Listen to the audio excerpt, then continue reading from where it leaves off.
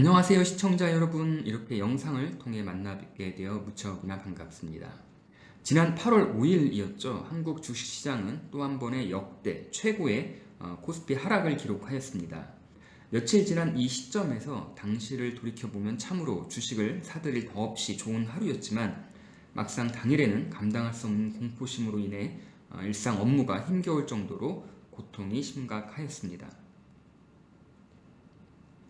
영국의 동인도 회사로 주식이 시작된 지 굉장히 긴 세월이 흘렀는데요. 이제 주식시장은 올랐다 내렸다 매우 단순한 반복의 패턴으로 그 기나긴 세월 동안 똑같은 일이 되풀이되고 있습니다.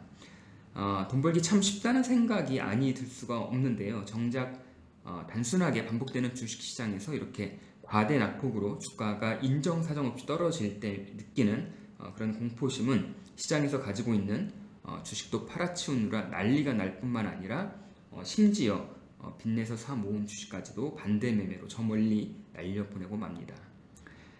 주식시장은 굉장히 단순하지만 많은 사람들은 공포심으로 가득한 시장에서 정신줄을 놓쳐 기회마저 날려보내고 며칠이 지난 지금에서야 막심한 후회를 하며 똑같은 후회와 반성만이 아쉬움으로 남고 있습니다. 우리는 언젠가 다시 한번 이런 기회가 온다면 여지없이 가지고 있는 현금으로 평소 보유하고 싶었던 종목들의 주식을 매우 헐값으로 마구마구 사들여야 하겠습니다. 오늘은 바디텍메드 종목에 대한 분석을 영상으로 만들어 보았습니다. 왜 이 기업을 우리는 집중해서 눈여겨보아야 하는지에 대해 오늘도 여러분들과 값진 정보와 인사이트로 함께 그 정보를 나누도록 하겠습니다. 질문에 대한 대답에 앞서서 우리는 올바른 주식 투자를 위해 본질적으로 기업의 이제 가치 평가를 가능한 정확히 측정해야 그 회사의 주식이 싼지 비싼지 판단할 수가 있죠. 그러면 기업의 가치는 어떻게 평가를 할 것인가 라고 했을 때 기본적으로 그 기업의 장부상 자산 가치와 영업이익으로 대변되는 수익 가치, 그리고 매출의 성장세로 말할 수 있는 성장 가치에 대한 면밀한 검증만 할 수 있다면 적어도 비교적 안전하게 투자를 할 수 있을 거라 저는 생각합니다. 이 세 가지 기준에 저는 바디텍메드가 굉장히 잘 부합되는 그런 회사라고 판단이 되고 앞으로 길지 않은 시간 내에 좋은 주가의 흐름을 보여줄 충분한 준비가 되어 있다고 나름대로 분석을 해봅니다. 우리는 코로나를 넘어오면서 체외 진단이라고 하는 하나의 커다란 그런 산업 섹터와 마주하였습니다. 이때 코로나 검사 키트로 엄청난 수익과 매출을 올리며 승승장구했던 기업들을 아직도 우리는 생생히 기억을 하고 있습니다. 체외 진단은 방법적으로 두 가지로 크게 나뉘어지는데, 하나는 PCR이라고 불리는 그 유전자 증폭이죠. 이 DNA 및 RNA를 분석해서 검사를 하는 분자 진단하고 형광 물질을 가지고 항원 항체 반응을 이용한 면역 진단 방법이 되겠습니다. 그런데 이 두 가지 방법은 각각 큰 특장점이 있는데요. 먼저 분자 진단은 아주 거대한 장비가 필요하기 때문에 현장에서 직접 이 검사 운영을 하는 것이 아니고 이제 거점 장소에 장비를 설치하고 현장에서 이제 시료를 모아서 분석을 한 후에 결과를 통보하게 됩니다. 반면에 면역 진단은 검사 장비 자체가 굉장히 소형이기 때문에 시료를 채취하는 현장에 장비 공급 및 설치가 가능하고 그 현장에서 바로 진단을 할 수가 있습니다. 그렇기 때문에 이제 예전에 PCR 분자 진단 검사가 주류였던 이제 코로나 검사 때는 이제 시료를 채취해서 검사 장비가 있는 거점으로 보내져 검사가 이루어졌고요. 분자 진단은 검사에 있어서 이제 DNA나 이런 RNA를 유전자 증폭 분석하기 위한 고가의 거대한 장비가 필요하지만 굉장히 정확한 분석이 가능하다고 합니다. 이와는 다르게 면역 진단은 장비가 소형이라 동네 병원이나 약국에 설치가 용이하고 검사 시간도 매우 빨라 바로 결과를 확인할 수 있는 장점이 있는데, 분자 진단 이 검사보다는 정확도가 조금은 떨어져 초기 설치 비용이 저렴한데 이제 검사 결과의 정확도가 앞서 말한 대로 분자 진단보다는 조금 낮다는 점이 특징이 되겠습니다. 바디텍메드는 이 면역 진단에 있어서 굉장히 경쟁력을 가지고 있는 기업이 되겠습니다. 시장에서 바디텍메드와 경쟁하는 회사들과 최근 3개년간의 시장 점유율을 비교한 그림인데요.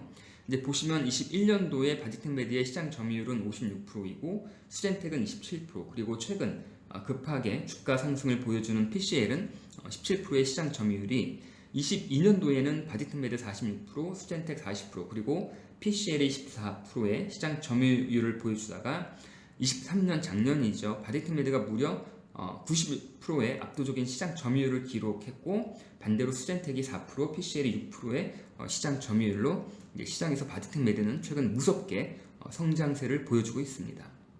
바디트메드가 이렇게 압도적으로 빠르게 시장을 점유해 나갈 수 있는 동력은 이제 코로나를 넘어오면서 코로나와 연관 없는 이런 많은 사업 부분에서 성장세를 이끌어왔기 때문이라고 저는 나름대로 분석을 해봅니다.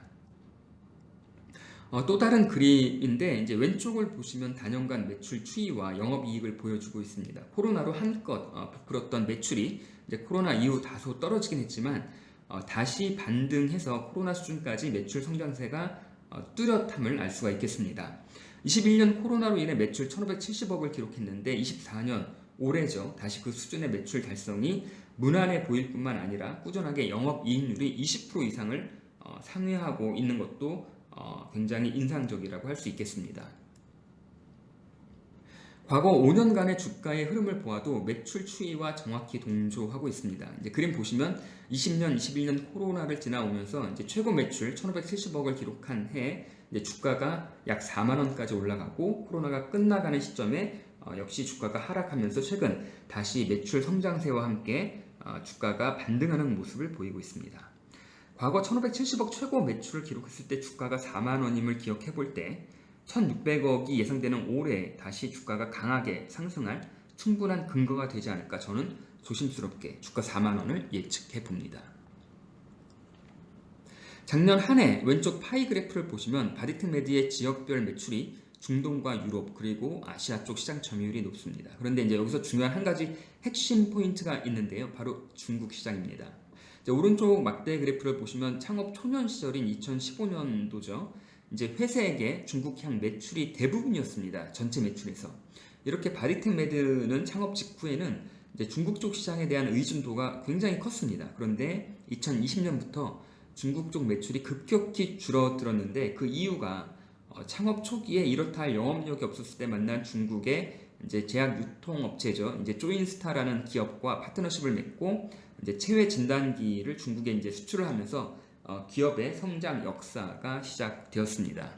하지만 4, 5년이 지나면서 중국의 조인스타가 이제 바디트메드의 진단기기 제품을 카피해서 이제 유통을 시작하면서 바디트메드는 사업 관계를 청산하고 중국 시장에서 나옵니다.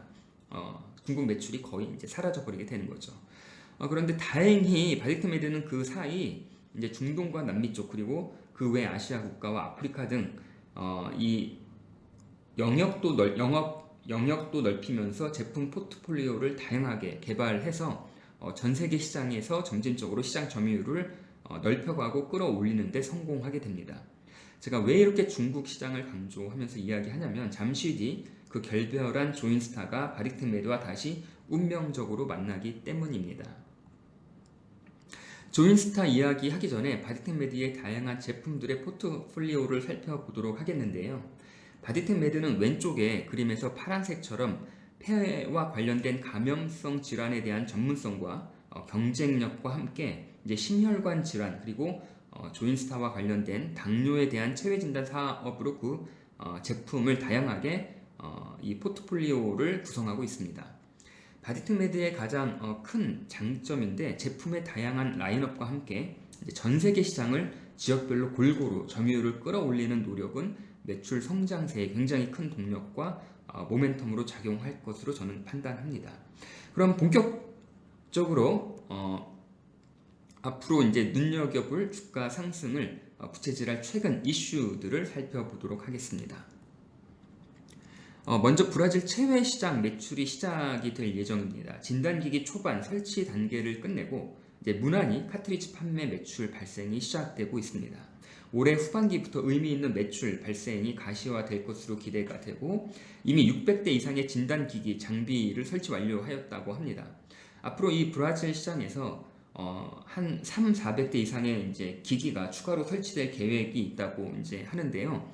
이제 앞서도 언급했지만 면역 진단의 가장 큰 장점은 장비가 소형화 추세라 동네 약국이나 병원에 설치가 쉽고 빨라서 쉽고 그 다음에 이제 빠르게 진단 결과를 확인할 수 있어서 이렇게 진단기기가 약국이나 동네 병원에 깔리게 되면 본격적으로 그 카트리지 매출이 이제 늘어나게 될 테고, 이는 곧바로 매출 신장으로 이어질 것으로 기대를 모으고 있습니다. 자, 두 번째는 중국 기초의료 개혁으로 이제 반사 이익을 얻습니다. 바디트메드는 앞서 언급한 대로 이제 창업 직후 초년 시절인 2010년부터 중국의 조인스타와 사업 파트너로서 회사를 성장시켜 왔습니다. 그때는 이제 완제품을 저렴하게 공급해서 이제 박리담회로 중국 시장에 진출했는데, 이제 어느 순간 가격 저항과 함께 이익이 나질 않자 이제 조인스타와 파트너 관계를 종료하고 더 이상 중국 쪽 매출이 없었습니다. 그동안 당시 끈끈한 협력 관계로 유지하던 중에 이제 조인스타가 진단기기 이 바디트메드의 제품을 카피해서 출시했던 것이 가장 큰 이유였는데요. 최근 조인스타가 중국 기초의료개혁의 파트너로 지정이 되어 현재 이제 저장성이죠. 이 저장성 내 원격 치료 시스템 구축에 나서고 있다고 합니다. 과거와는 달리 이제 바디트메드에서 반제품 상태로 들여와 본토에서 완제품을 만들어 시장에 판매하는 형태로 다시 사업 재개가 될 것으로 이제 예상이 되고 있습니다. 조인스타가 파트너사로 선정된 중국 저장성의 인구만 약 6천만 명으로 한국의 인구보다 더 많은 숫자입니다. 초기에는 당뇨와 관련된 제품만 공급하기로 논의가 되었지만 최근에는 인슐린 및 당화 혈색소 등 다양한 당뇨 바이오마커에 대해서도 공급을 논의 중이라고 합니다. 그림 보시면 2006년 조인스타와 사업을 하기로 하고 나서 바로 그 다음에 매출이 300억 가까이 급신장하였습니다. 이런 과거의 전례와 마찬가지로 24년 올해 다시 맞잡은 조인스타와의 거래에서 많은 매출 신장을 기대하고 있습니다. 마지막으로 동물용 진단 시장 진출을 확정했는데요. 이미 동물용 진단 제품 개발을 완료하였고 현재 이제 공급을 논의 중이라는 소식입니다. 시장 규모는 연 매출 한 몇백억 단위로 이제 기대가 되는데, 이제 무엇보다 바디트메드가 가지고 있는 제품 중에 가장 수익성이 높을 것으로 기대가 되고 있습니다. 일반적으로 사람에게 사용되는 진단기기의 2, 3배 이상의 수익을 예상하고 있다고 하고요. 이제 구체적으로 업체는 어디인지 알 수 없지만 지금 OEM 방식으로 시장에 진입할 것으로 내다보고 있습니다. 만약 시장에서 이렇게 차곡차곡 레퍼런스를 쌓아갈 수 있다면 조만간 독자적으로 직접 시장에 참여가 가능하지 않을까 또한 저는 예상을 해봅니다. 바디트메드의 주 사업 매출원은 진단기기에 사용되는 카트리지 판매입니다. 그런데 이 카트리지 판매를 촉진시키려면 당연히 이 카트리지를 구동하는 장비가 먼저 판매가 돼야 됩니다. 그림 보시면 이해가 빠를 텐데요. 장비의 신규 설치가 굉장히 가파르게 상승을 하고 있습니다. 이 이야기는 장비를 판매함으로써 매출 신장에 기여를 하는 것뿐만 아니라 한번 장비가 시장에 깔리게 되면 깔리는 만큼 카트리지 판매가 이어지기 때문에 장비 설치 후 그 다음 연도부터 자연스럽게 매출이 늘어날 수밖에 없는 그런 구조가 되겠습니다. 너무나 가슴이 설레이는 기업의 성장 국면에 바디트메드 기업의 주주로서 큰 감동이 아닐 수 없겠습니다. 시청자 여러분, 오늘 영상 어떻게 보셨습니까? 작은 수익을 바로바로 현실화하는 것은 당장 마음을 기쁘게 합니다. 하지만 다소 시간이 걸리더라도 큰 수익을 위해 잠시 수익 현실화를 뒤로 미루는 것은 어떨지요? 오늘도 영상 끝까지 시청해 주셔서 감사드리고 저는 언제나처럼 다음번 영상으로 다시 찾아뵙도록 하겠습니다.